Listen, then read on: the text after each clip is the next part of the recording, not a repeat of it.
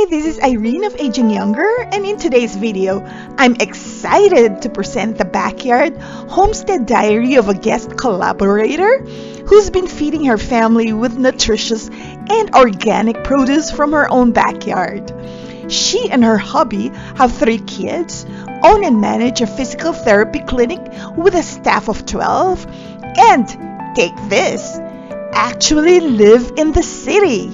So, what's our excuse for not being able to produce even the most basic herbs and spices from our own backyards?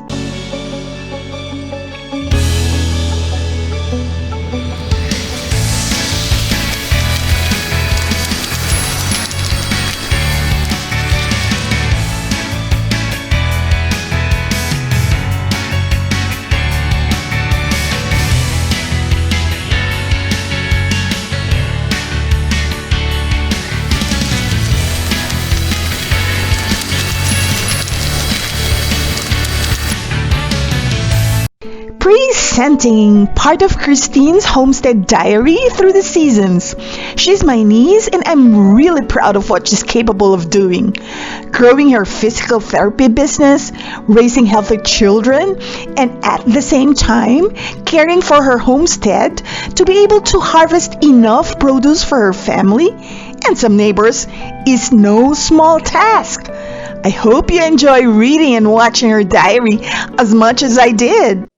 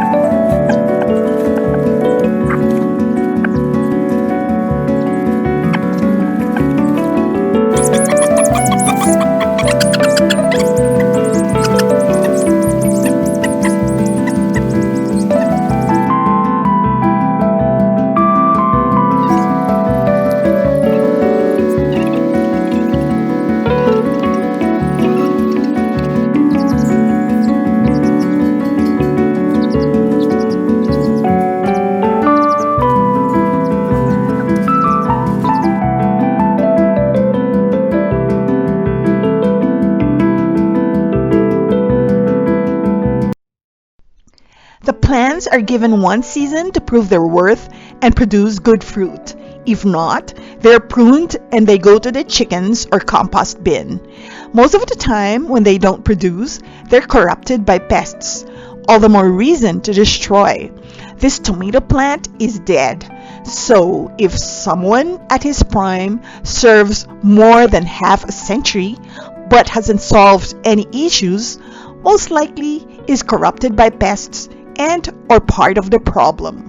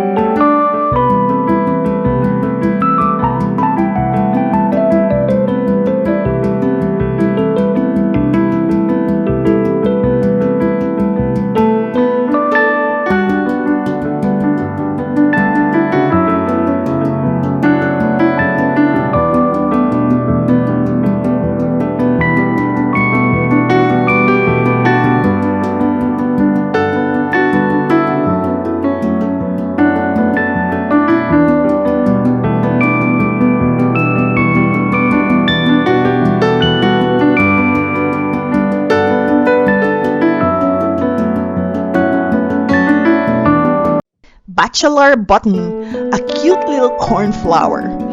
Interesting history of the name of this flower. Typically worn if you have feelings for someone. If it dies, then it wasn't meant to be. Maybe that's why it's called bachelor. Of course, a flower will die if you cut it. Or maybe that's just an excuse to remain a bachelor. This asparagus plant has been here since spring, same as the artichoke, just letting them be because it's hard to take note of everything in the garden. Another way of putting it, totally neglected. A pleasant surprise that one hasn't bolted. What to do next?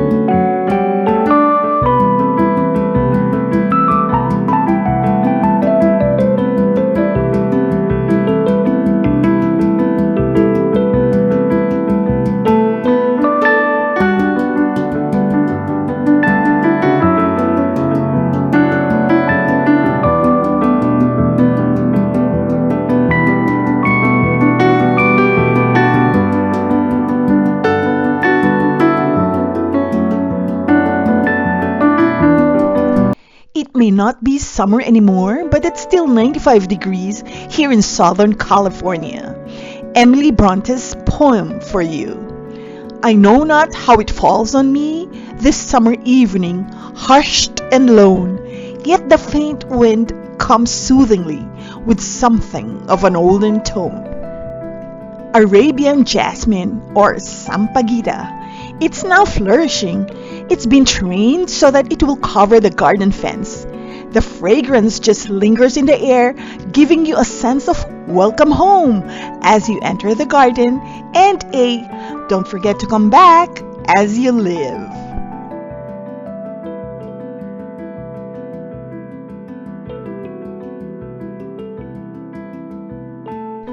The artichoke has seeds. Very fascinating to see these glide in the wind and drop their seeds like paratroopers. Can be planted in ground since they are perennial and ornamental, but it seems like it's loving her spot in this raised bed. Strong winds at Homestead. So far, all plants and trees are still grounded. The chickens are safe in the coop, some in the far corner of the garden where there is protection from the winds. Hopefully, everything will hold up.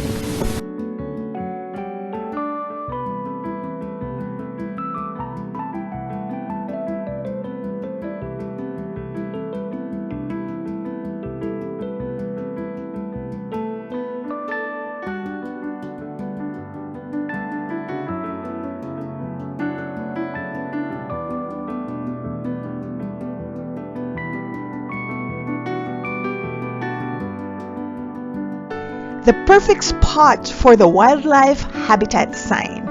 The birds were busy bathing in the bird bath. Diversity of trees, shrubs, including California native plants for shelter, fresh flowing water fountain, and food. Most of the birds can be identified by their songs. A robin dropped by the garden fence to say, Hi, a couple of days ago.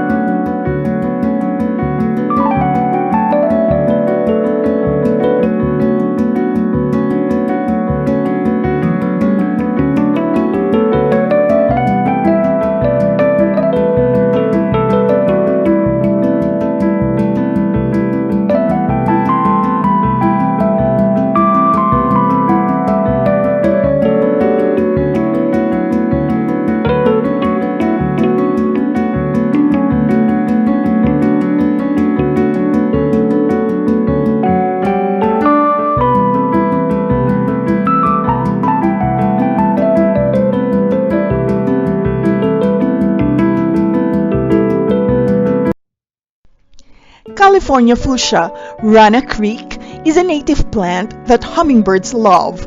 The front yard is planted with local flora to attract butterflies and hummingbirds. During the fall, this plant is pruned ever so carefully, and the branches used to protect the plants in the raised beds. The spiked branches prevent slugs and snails from eating the lettuce and other leafy vegetables.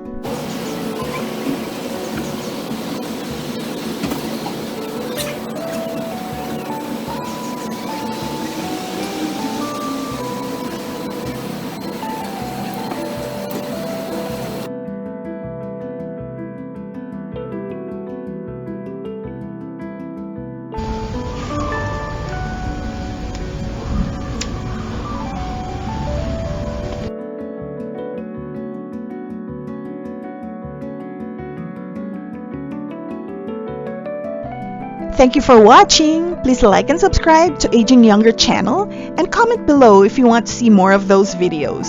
By the way, I created a cooking channel too. It's called Pinoy's Abroad Cocina. If you're into cooking and you want to learn more recipes, check it out.